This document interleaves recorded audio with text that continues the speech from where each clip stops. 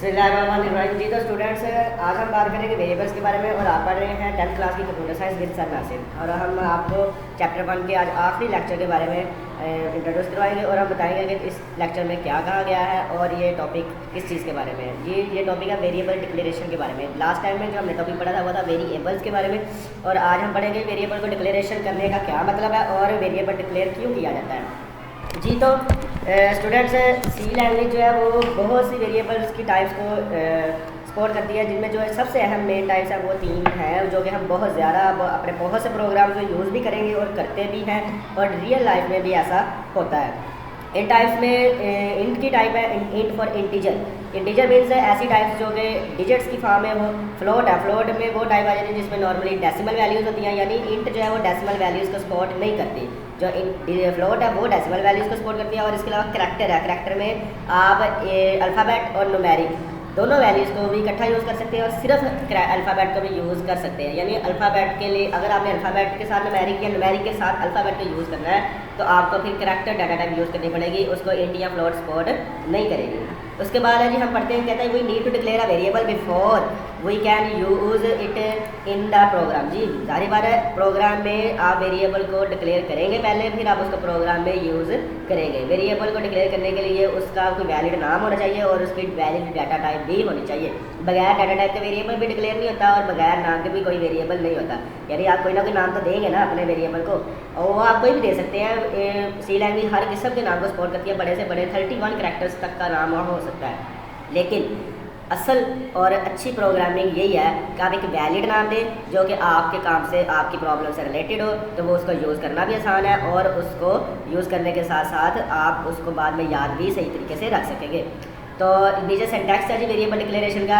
सबसे पहले यहाँ पे आती है डाटा टाइप, जो रेड कलर का लिखा है जी डाटा टाइप। यहाँ पे आपने बताना होता है कि आप जो वेरिएबल बनाने लगे हैं उसकी डाटा टाइप कौन सी है, इंटीजर है, फ्लोट है, या कौन सी डाटा टाइप है। उसके बाद है जी वेरिएबल का नेम, और उसके बाद आपने वेरिएबल को नाम देना होता है। नाम देना बहुत ज़रूरी है, नाम दिए बगैर कोई भी काम नहीं हो सकता। जैसे इंसानों का नाम होता है, इंसान भी नाम के बगैर कुछ नहीं कर सकते, इसी तरह नाम देना बहुत ज़रूरी होता है।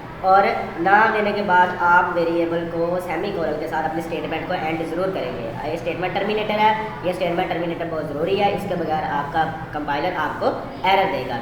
उसके बाद ये सम वेरिएबल सम एग्जांपल्स है जी वेरिएबल देखिए। अनसाइंड इंट एज, ये इंटीजर की 2 टाइप हमने पढ़ी थी कि साइंड थी, एक ही अनसाइंड। तो अनसाइंड वो है जो पॉजिटिव वैल्यूज़ को सपोर्ट करता है, और साइंड वो है जो पॉजिटिव और नेगेटिव दोनों वैल्यूज़ को सपोर्ट करता है। अगर आप अनसाइंड नहीं लिखते तो बाय डिफ़ॉल्ट आपका कंपाइलर इसको पॉजिटिव ही कंसीडर करेगा। अगर आप अनसाइंड नहीं लिखते तो आपका कंपाइलर बाय डिफ़ॉल्ट इसको पॉजिटिव ही कंसीडर करेगा। अगर आप नेगेटिव वैल्यू देना चाहते हैं तो फिर आपको साइंड लिखना ज़रूरी है, साइंड वर्ड साथ लिखना ज़रूरी है। अनसाइंड इंट एज, देखें इंट इंटीजर टाइप का कोई वेरिएबल है और उसका नाम है एज। फ्लोट टाइप का कोई वेरिएबल है उसका नाम है हाइट। फिर इंटीजर टाइप का कोई वेरिएबल है उसका नाम रखा जी सैलरी। करैक्टर टाइप का कोई वेरिएबल है, करैक्टर की CHAR 4 भी से पढ़ते हैं और करैक्टर फुल फॉर्म भी पढ़ लेते हैं। करैक्टर टाइप का वेरिएबल है उसका नाम है मैरिटल स्टेटस। जी पीछे हमने पढ़ा था वेरिएबल में हम अंडरस्कोर्स को यूज़ कर सकते हैं। Multiple variables of the same data type में also be declare in a single statement. जी हाँ जी, ये सबसे अहम बात है।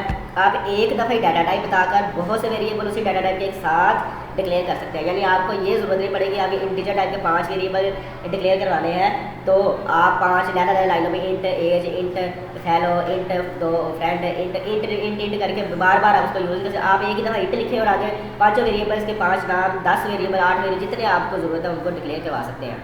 ये नीचे लिखा है unsigned int as, basic salary, gross salary. देखिए जिसने 3 वेरिएबल्स डिक्लेयर करवाया है नीचे। फिर उसने इंटीजर टाइप का वेरिएबल डिक्लेयर करवाया, पॉइंट्स अंडरस्कोर, पॉइंट्स कोड और स्टेप्स, 2 वेरिएबल्स है ये डिक्लेयर करवा रही है। फ्लोट का देखिए जी हाइट और मार्क्स। इसी तरह करैक्टर के उसने 2 वेरिएबल्स डिक्लेयर करवाया, मैरिटल स्टेटस और जेंडर। यानी ये आपके एग्जाम्पल्स के तौर पर बताया गया है कि आप एक ही लाइन में एक दफ़ा डाटा टाइप बताकर उसी डाटा टाइप के जितने चाहे वेरिएबल्स को डिक्लेयर करवा सकते हैं।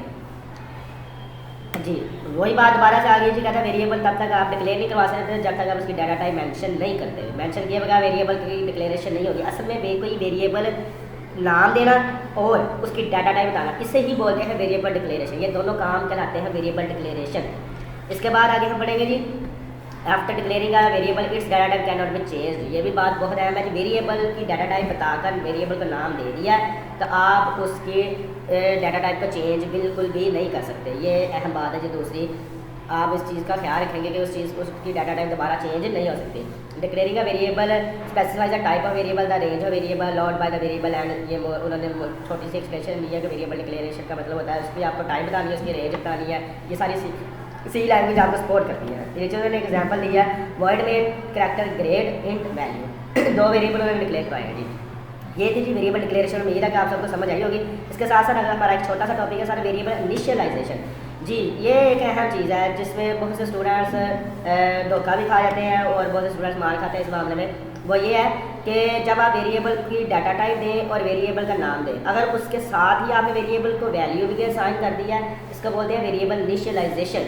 Assigning value to a variable for the first time is called a variable initialization. ये आप इधर भी असाइन कर सकते हैं, यानी जैसे ही आपने उसे डिक्लेयर करवाया साथ ही इसे इनिशियलाइज कर सकते हैं। आप इसे बाद में भी इनिशियलाइज कर सकते हैं, पहले डिक्लेयर करवा दें बाद में इनिशियलाइज करवा दें, ये आपकी मर्जी पे डिपेंड करता है। C language allows us to initialize a variable both at the time of declaration and after declaring it. For initialization a variable at the time of declaration we use the following general structure जी। ये structure उन्होंने दिया और इसी की एक example भी दे दी है। देखें जी, करैक्टर टाइप डाटा टाइप का ग्रेड उसका नाम है वेरिएबल का, फिर उसने इंटीजर डाटा टाइप में वैल्यू नाम रखा वेरिएबल का और उसको वैल्यू भी इनिशियलाइज करवा दी है 25। ये इसने इनिशियलाइज करवा दिया, ये सिर्फ डिक्लेरेशन करिए। इसकी इनिशियलाइजेशन ये नीचे है जी, ग्रेड इज इक्वल टू ए उसको एक करैक्टर दिया है उन्होंने। तो ये है जी वेरिएबल इनिशियलाइजेशन। उम्मीद है कि आपको सब समझ आई होगी। अब आप हमारे चैनल को सब्सक्राइब करें, आगे शेयर करें और दोस्तों के साथ इसको शेयर करें ताकि बहुत से ज़्यादा लोग इसको देखें और वो अपने पेपर्स की तैयारी भी अच्छे